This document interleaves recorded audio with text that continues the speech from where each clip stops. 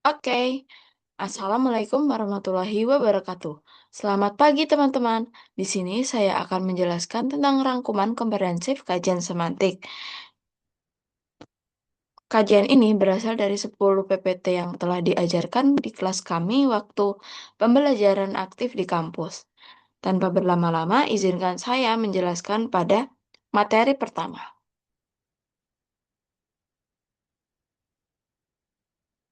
Oke, yang pertama ada konsep umum semantik.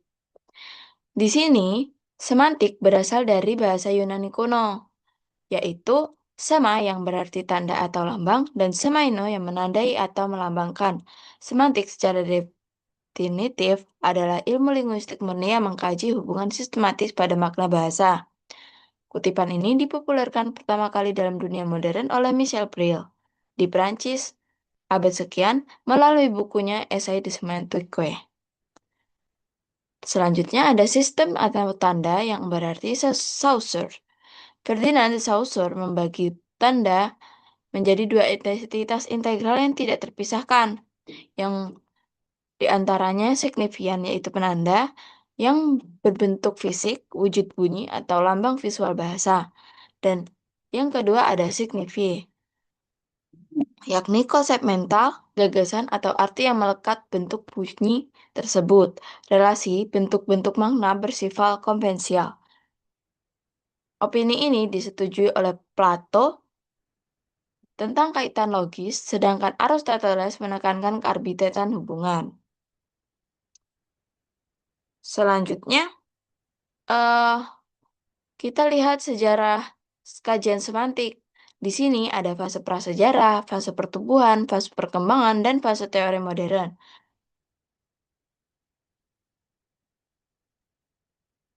Untuk fase prasejarah, dipelopori oleh Reisig pada tahun 1825 dan muncul istilah semasiologi.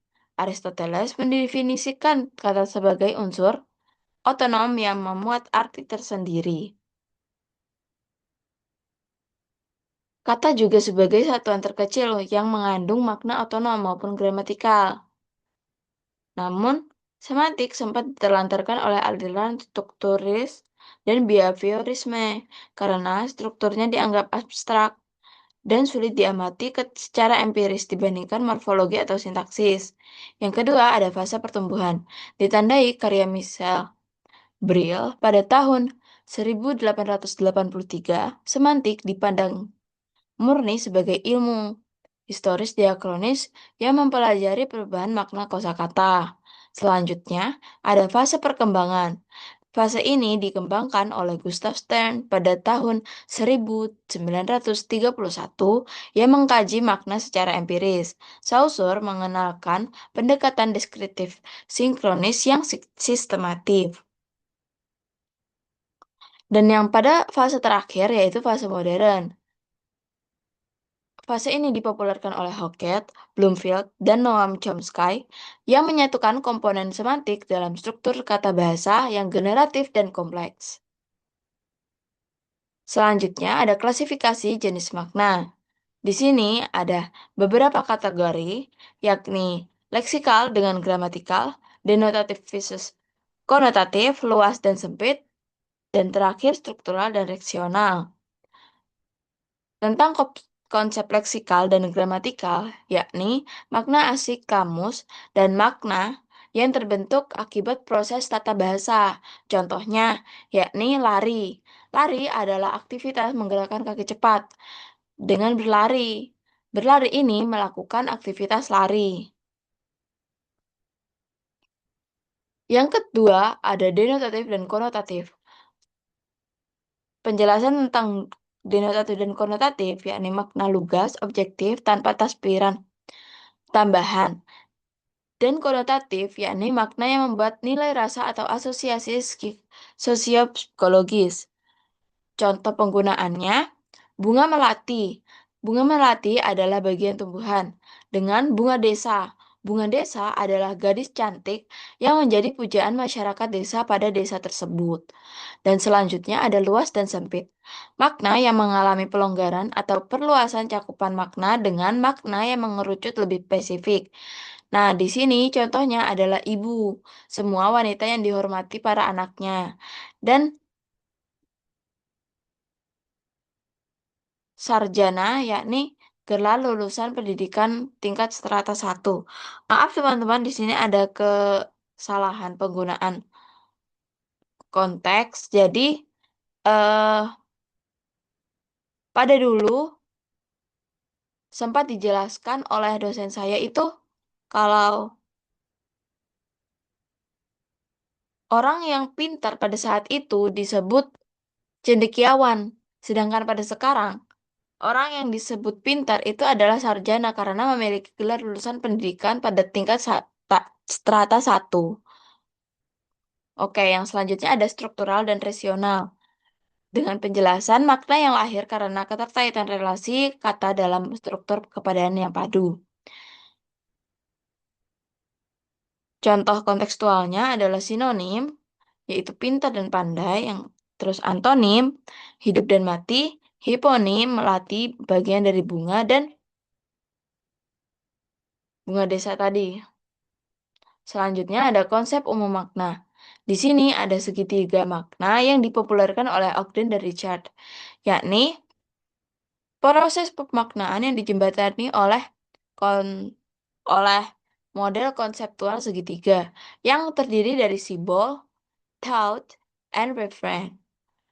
Simbol ini berarti kata atau penanda kebahasaan. Thought ini artinya pikiran yang konsep mental sesuai dengan isi pikiran manusia, dan referen atau acuan di sini adalah objek realitas di dunia nyata. Hubungan simbol ke referen bersifat tidak langsung atau arbitrer. Kata yang memiliki relasi mutlak dengan objek fisik melainkan disatukan oleh konvensi.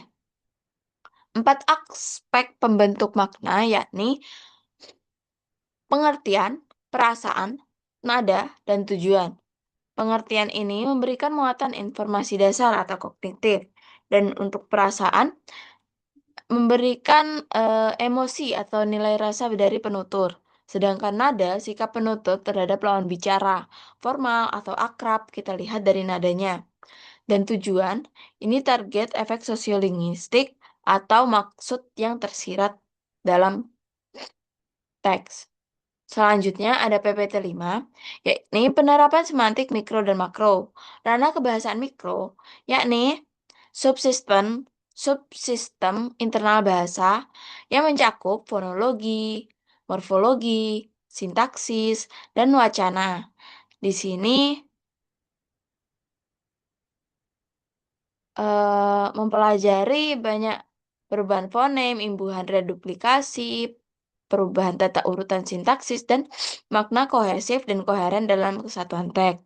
Yang selanjutnya ada ranah kebahasaan makro. Relasi semantik di luar batas murni bahasa itu ada sosiolinguistik, psikolinguistik, neurolinguistik, dan pragmatik.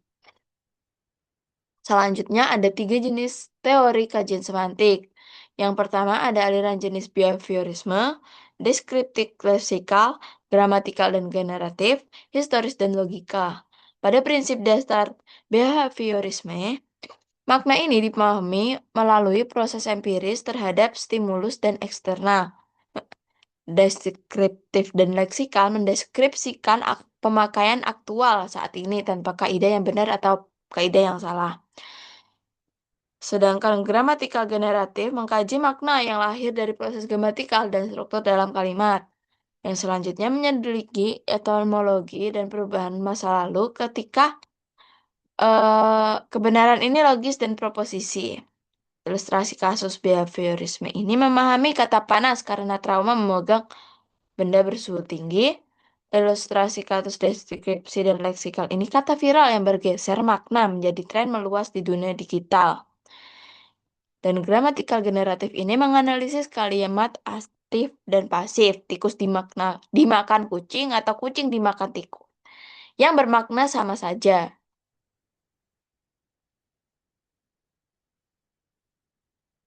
atau tikus dimakan kucing atau kucing memakan tikus. Nah, di sini yang terakhir ada historis dan logika, studi perubahan kata hutan, silogisme logika budi manusia yang pasti mati. Dan selanjutnya ada dinamika perubahan makna. Faktor pemicu perubahan adalah faktor kebahasaan dan faktor kenon-bahasaan. Klasifikasi perubahan makna adalah makna ini bisa bergeser dari waktu ke waktu, dari yang meluas, menyempit, membaik dan lebih halus, atau memburuk yang lebih kasar dan metaforis. Contoh generalisasi adalah saudara yang kini menjadi sapaan umum seperti kita semua saudara. Bukan hanya sebutan kakak dan adik gitu. Jadi lebih meluas. Saudara ini bisa digunakan pada siapa saja yang kita rasa dekat atau kita rasa sebagai saudara tuh. Spesialisasi yakni sarjana. Sarjana dahulu adalah istilah orang yang pintar. Sekarang sarjana adalah lulusan S1. Ameliorasi yakni yang membaik. Contohnya eh wanita. Wanita kini katanya terbaca lebih halus dibanding dengan kata cewek atau kata perempuan. Wanita ini terkesan lebih sopan dan lebih baik, lebih halus. Dan yang keempat ada peorasi, yakni perubahan makna yang lebih memburuk. Contoh oknum. Oknum pada saat ini adalah orang yang terasosiasi pelaku buruk. Dan yang terakhir ada asosiasi atau metaforis. Contohnya amplop. Amplop ini kadang diartikan sebagai uang sogokan karena uang sogokan itu selalu dimasukkan dalam amplop. Oke, yang selanjutnya ada analisis hubungan makna. Yang pertama ada ekuivalensia dan oposisi, hubungan kesamaan arti dan pertentangan tegas antar kata. Yang pertama ada ya contohnya ada sinonim pintar dan pandai atau antonim hidup dan mati. Yang kedua ada kemiripan fonis dan ortografis. Kata-kata yang memicu ambiguitas karena kemiripan bentuk fisik. Homonimnya bisa. Bisa ini mencakup dua arti. Bisa jadi racun, bisa untuk menyanggupi. Dan selanjutnya ada homofon. Di sini berbeda, artikulasinya sama, tapi maknanya berbeda dan tulisannya juga berbeda. Pada ini ada contoh bank. Bank yaitu eh, tempat kita menabung dan menyimpan uang.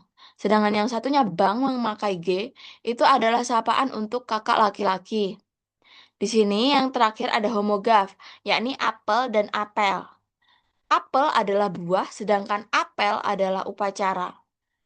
Selanjutnya ada hierarki dan relasi partitif, hubungan inklusi kelas dan hubungan bagian keseluruhan. Hiponim yakni ada melati, hiponim dari bunga. Meronimi adalah atap, atap adalah bagian dari rumah, dan polisemi adalah kepala. Dan yang kesembilan ada prinsip hubungan makna.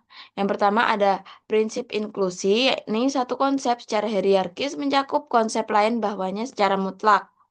Hewan.